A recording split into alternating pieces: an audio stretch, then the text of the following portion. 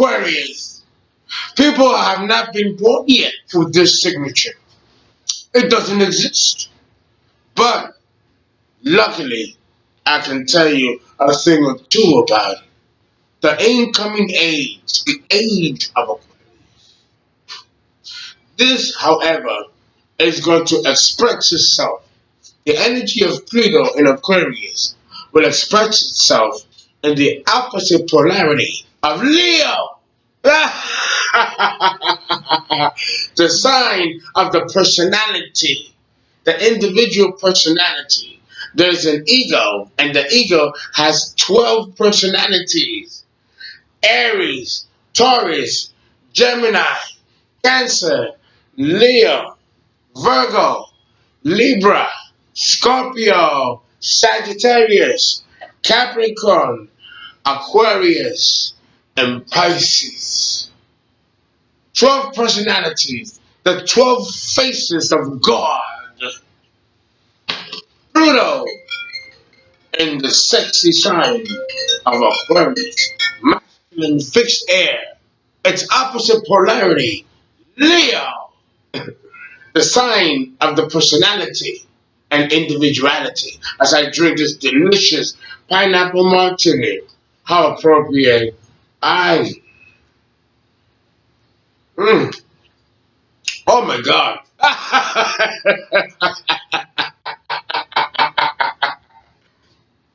It's so good. Oh Lord. Mm. The big, oh God. Pluto in Aquarius.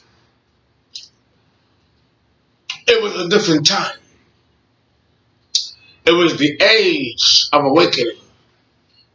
Every time we go through a revolutionary rotary dial of Pluto in Aquarius, we experience a new age, a new era.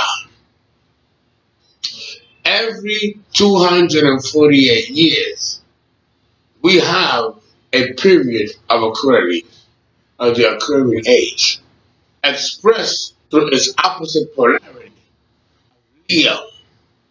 Well, we don't have to go far. Let's go to Egypt, the Sphinx, and the pyramids.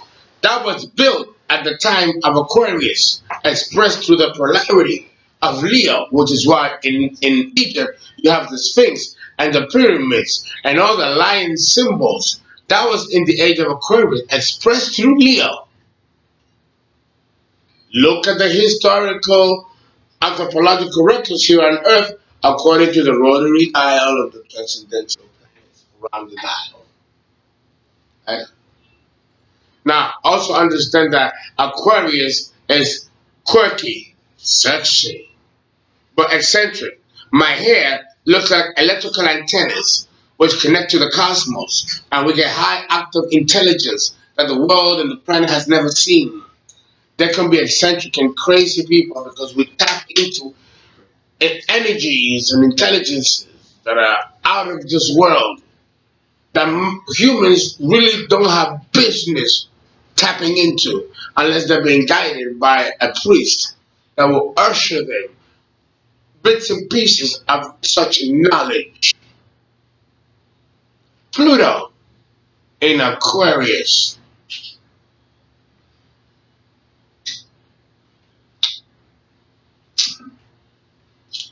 The age of Aquarius gave rise to the tribes of Israel, the 12 tribes of Israel. This was the time and age in our anthropological history that when the Pluto rotary dial was last in Aquarius, it gave rise to the 12 tribes of Israel. But don't get it twisted. This is not the 12 tribes of Israel that the Bible talks about. That's been twisted. Shh. We don't want to upset anybody. Pluto in Aquarius. History belongs to the winner. Mm. Quack, quack. Oh my God, Tito Puente. I can't. I can't. After I finish, I need to go out partying because I just keep going. You know, I would have a good time. This is the polarity expression of Leo. The personality, the power of the human personality expressed through Aquarius, Pluto in Aquarius. I,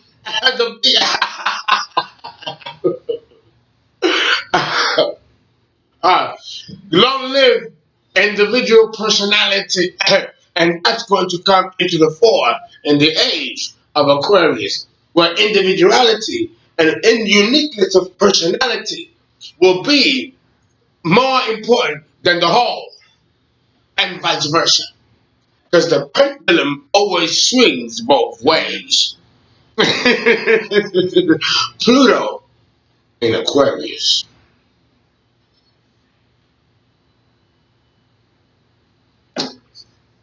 Oh, oh.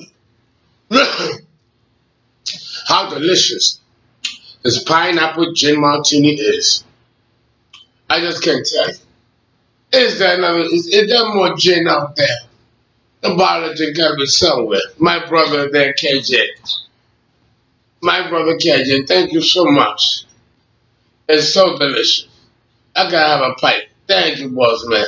Thank you. You know, my brother there. You also the pictures on Facebook. Oh, it's so good. But you know, pineapple is so sweet. It almost kills me to drink it so sweet because then you lose the enjoyment of the gin.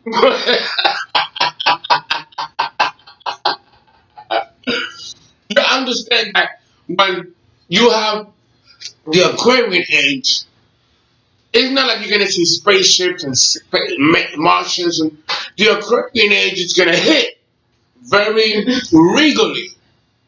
Children and adolescents are gonna lead for once in the rotary dial.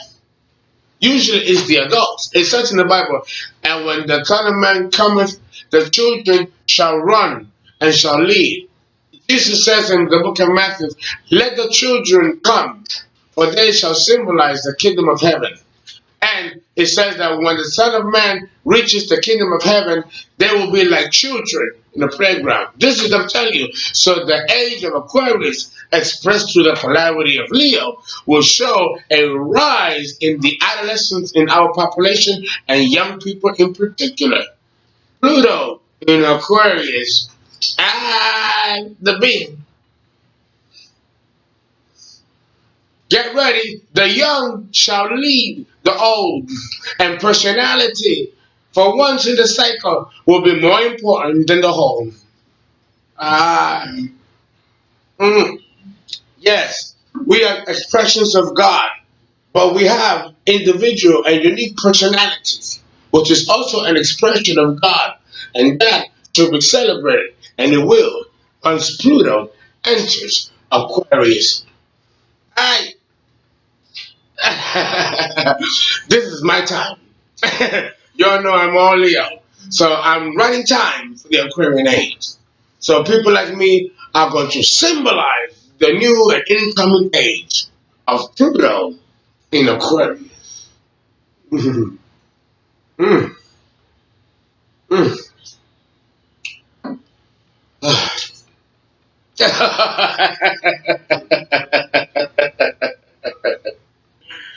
But okay, so where do we see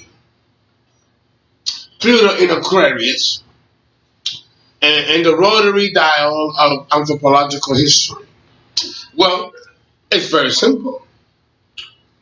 The rise of the Sphinx, the age of Hathor, the 26th dynasty of Egypt, the Ptolemaic dynasty, the dynasty of the Cleopatras. Now, a lot of people think that there was only one Cleopatra. History gave us 7 Cleopatras, but the one that we know and we learned from school is Cleopatra the seventh. But the reality is that there were many Cleopatras. It's just that this one, a Capricorn, was the Cleopatra to end all Cleopatras of the Ptolemaic 26th dynasty. And it was a Capricorn, a woman who conquered Egypt and then conquered Rome. You know the Mark Antony Cleopatra? And Mark Antony was an Aries. Yeah. Another beautiful love and hate story. And you know, Miss Capricorn can't accept defeat. So the bitch got to get a fucking ass to kill herself because she couldn't face it. That's that Capricorn shit. You know, they can't face defeat. So they'll kill themselves before they face defeat. When Mark Antony came in and Egypt fell, they went to capture Cleopatra. But when they went to capture her, she had killed herself and all of her maidens. What a bitch. She left in style. Pluto in Aquarius. Ah, it's do or die. You're king. You're royal. You're not going to be captured. You will kill yourself before they capture you. Adolf Hitler killed himself. Mussolini killed himself. All the great kings will kill themselves before they are captured by anybody. This is the extremist of the polarity point of Leo.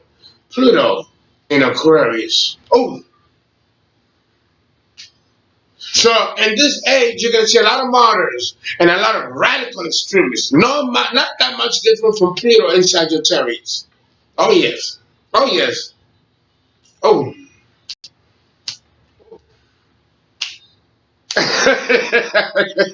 Get out. It's just so good. The music is good. The drink is good. It's gin.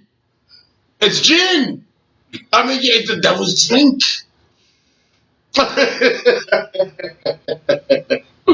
Hmm. So what does this mean, though, in the personal birth chart? To have Pluto in Aquarius. Well, believe it or not, we're living it. We're living it. We're seeing a dismantling of government. The whole Donald Trump impeachment, even though it's kind of bullshit, but it's interesting that Donald Trump, although he's a Gemini, his ascendant is Leo, the opposite polarity of Aquarius, the incoming age. Is that by accident? And who was the president before him? Barack Obama. And what was he? A Leo.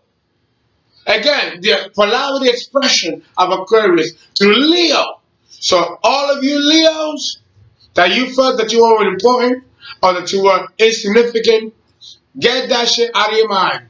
You've never been more beautiful, more sexier, and more alive than you will be in this coming age.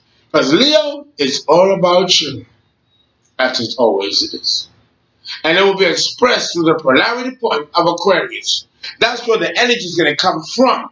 And the expression of that polarity point will be expressed in the uniqueness of each individual human being.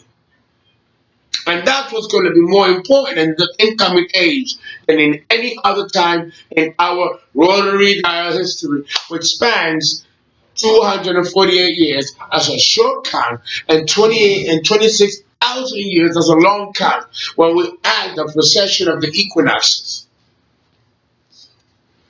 Pluto in Aquarius.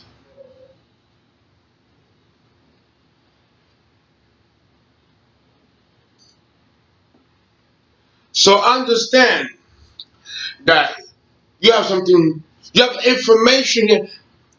The Pluto in Aquarius is going to also allow you to connect with the inner child in you, which is the solar plexus in our stomach, which symbolizes the divine child of Anshak.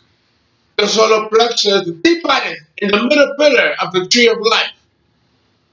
For once in the cycle, we are going to connect to who we really are. And yet humanity has had amnesia for a long time. So it's time that we know who we are, where we came from, why we're here. These questions are now going to be answered to you into the Aquarian age. And people like myself who are doing these conferences is doing exactly that. And I'm not the only one. There are many more like me in the making because they're still too young to be where I'm at.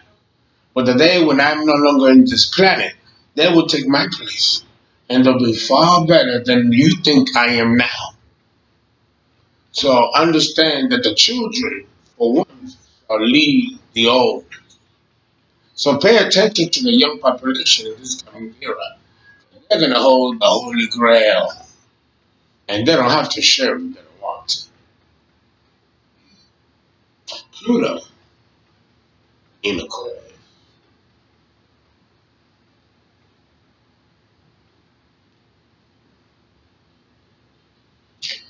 But then there's a side of Aquarius that's sexy,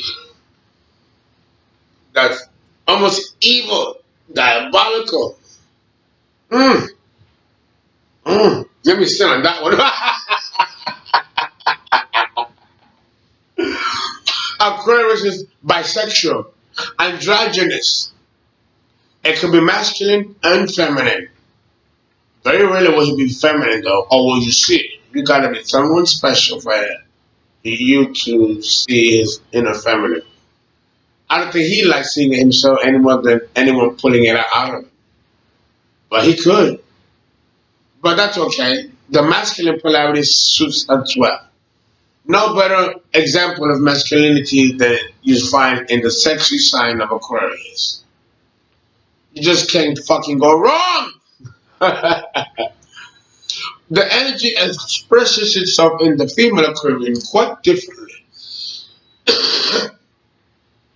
With her, it's in the brilliance of her mind. But what does that mean? The brilliance of her mind indicates that she will be unique among the crowds because she will be with the nigger or the motherfucker that will exude universal knowledge to the level that is so unobtainable that it'll take that level of mental acuity to satisfy the sexual wiles of the Aquarian woman or the woman with Pluto in the 11th house because we don't have anyone with Pluto in Aquarius of that signature. So here where we apply the 11th house to this signature. And it does some justification, but not all. The reality is that Pluto is still poorly understood in the 12th house, where I have it personally, and the 11th house, which symbolizes Aquarius. Um, but what we can say is that with Pluto in Aquarius, we have two, in the 11th house in particular, is that we have two speeds here. We have the group consciousness, and then we have the loner or the maverick or the individual. And in these two speeds, you have variances. So, having said that, it really depends on certain determinants of the horoscope or of the birth chart. You know, because if you are the loner type, then you can be the nutty professor or the eccentric professor or the serial killer that lives around the corner. Uh, or you could belong to a group that like Heaven's Gate of David Applewhite. That was a very unique and strange group, and they all committed suicide. Or like David Koresh and the Waco, Texas situation. That's Pluto in the 11th house. Pluto in Aquarius. Now, it also symbolizes Pluto in Sagittarius. So because it deals with foreigners and other cultures and other groups. So we're going to see parallels of both of these. If we found terrorism in the early 90s, and when we got 9/11 and we got attacked with Pluto in Sag, it is most likely that it'll happen again with Pluto in Aquarius because we're dealing with a radical group, social extremists, sociopaths, psychopaths. We're dealing with different populations in our society that may not have it all there or might be twisted because of their belief system. All of this falls under Aquarius and under Sagittarius. So in the individual birth chart, if we find afflictions to both of these signs, then it is a possibility that that might be a situation that might need to be looked at, a signature that may have to be looked at. How it's called.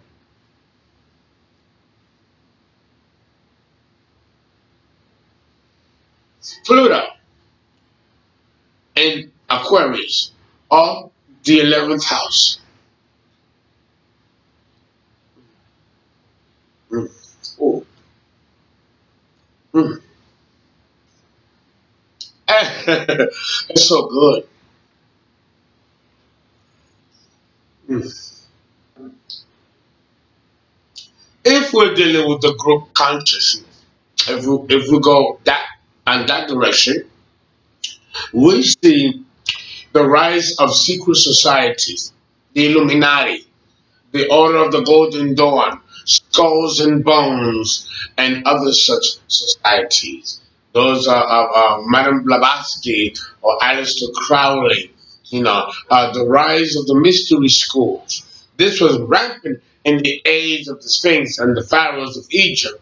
Again, going backwards in the rotary dial, the age of Aquarius. There was a lot of mysticism and a lot of oracles.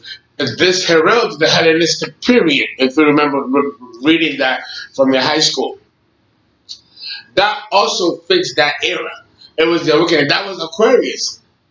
And it was the rise of empires and kingdoms that fought against each other. Helen of Troy, you were the Sparta, and Priam, the story of Gilgamesh, all of those fell in the age of Aquarius, which expressed through Leo.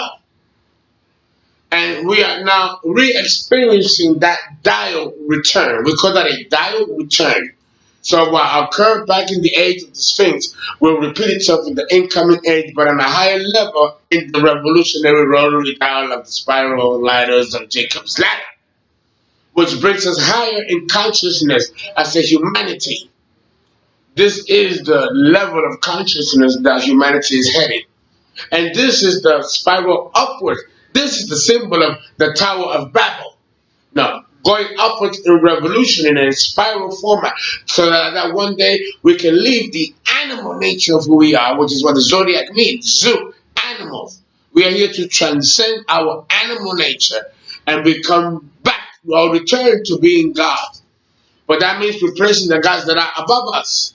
Ah, I will speak no further about that. Now here's what angels fear to tread. And we have a demiurgic God that wants to make sure that things stay exactly the way they are.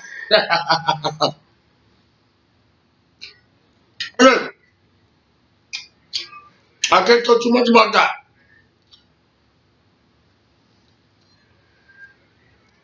Oh, understand. Okay? Understand that the Aquarian age is going to bring all kinds of truths. Some are dangerous, some are disturbing, but some are absolutely necessary. Absolutely necessary for us to evolve forward. Another thing I gotta say about Pluto in Aquarius or Pluto in the 11th house is that there'll be allegiances of groups going back almost to the feudal period where a group took sides. We see that now with the Republican Party fighting the Democrats, the Independents, and we're seeing a polarization of our government in the ways that used to occur in the feudal age. Remember that China, the Manchu dynasty. Before China became China, the name China comes from the emperor that united the country because it was a feudal period. All of this was expressed through the polarity of Leo, the kingdom. Guys, thank you very much, and remember to Donate for the next video.